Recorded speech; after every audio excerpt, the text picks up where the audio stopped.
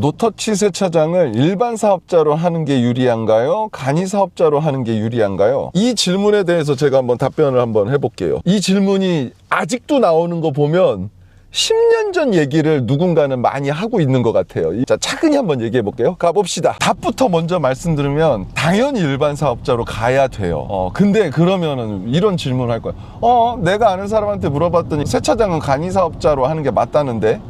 이런 얘기를 지금도 많이 하고 계신 것 같아요. 이거 10년 전 얘기예요. 지금 2026년도고요. 2015년도에 아마 세차장 정보를 갖고 계신 분이 지금 이런 말을 하는 사람이 아직도 많은가 봐요. 그래서 그 얘기를 듣는 사람이 아직도 많은 것 같고, 그러다 보니 이 질문이 10년이 지났는데도 아직도 저한테 메일로 와요. 지금 상황이 그런 거예요. 정답은 당연히 일반 사업자예요. 간이 사업자라는 얘기를 어디서 들었는지는 모르겠는데, 그거는 아마 제 예상에, 제가 15년 이 업계에 있었으니까 그때 세차장이라는 단어는 두 종목이었어요. 하나는 손세차장, 그 다음에 셀프 세차장, 딱 이 두 개였어요.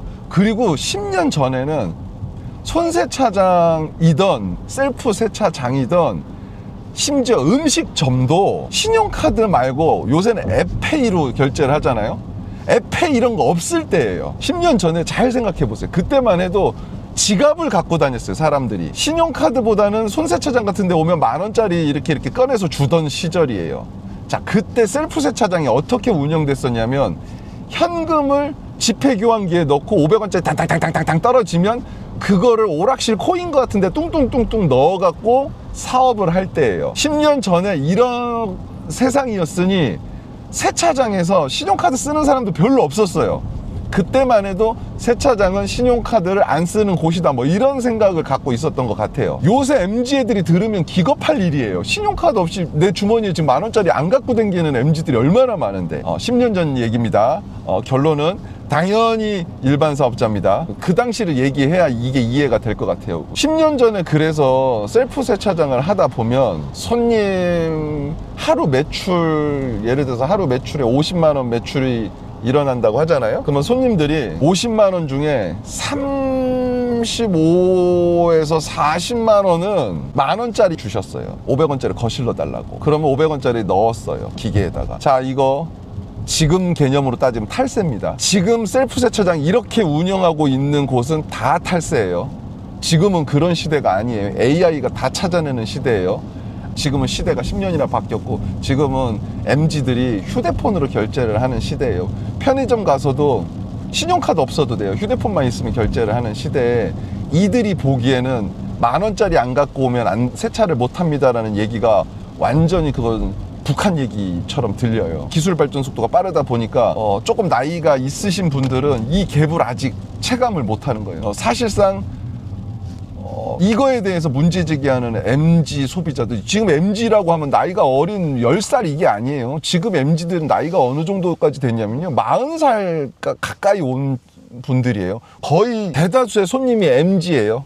근데 그 많은 손님들이 3만 원 현금 달라고? 이러니까 문제가 생기는 거예요. 그러니까 플레이스에 막 댓글 달리잖아요. 여기는 탈세를 했고, 여기는 뭐 안 받아요. 요새 현금 들고 다니는 사람이 어디 있어요. 이런 셀프 세차장 아직도 있거든요. 이거는 진짜 큰일 납니다. 큰일 나고, 또 이렇게 한다고 한들 장사가 되지도 않아요. 왜냐하면 저도 지금 주머니에 10,000원짜리가 없어요. 근데 동전교환기에서 어떻게 동전을 뽑아서 해요? 노터치 세차장은 그냥 100% 키오스크잖아요. 어디든 키오스크를 사용하는데, 키오스크에서 신용카드 결제를 하잖아요. 뭐 일부 사람들은 키오스크에 10,000원짜리를 뭐 탑재하면은, 지폐인식기를 탑재하면 어떻겠냐는 얘기를 하는데, 그거는 정말 하나는 알고 열은 놓치는 생각이에요.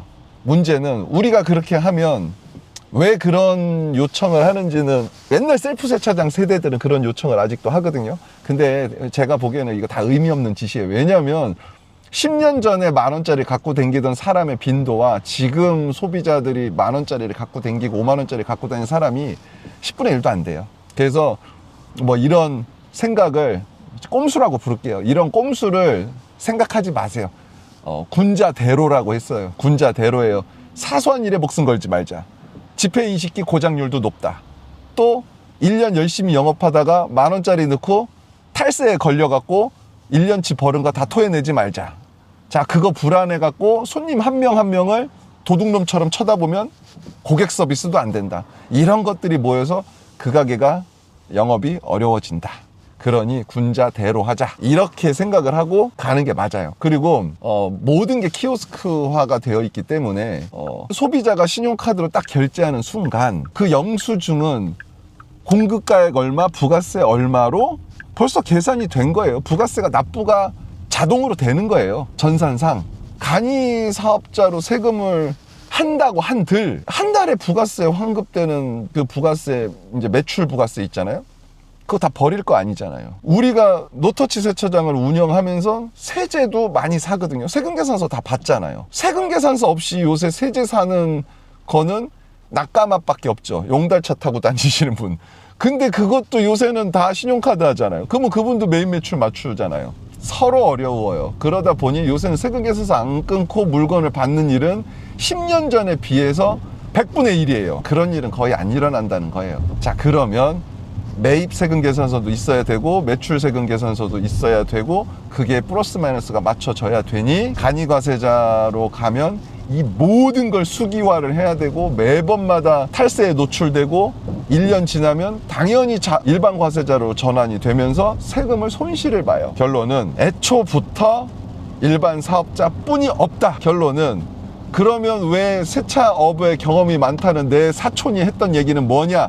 그건 10년 전 얘기다. 에이, 이런 말 하는 사람이 한 명, 두 명이 아닌데, 네, 10년 전에 셀프 세차장이 우리나라에서 돈을 제일 잘 벌 때 가장 많은 사람들이 고민했던 시기가 있었고요.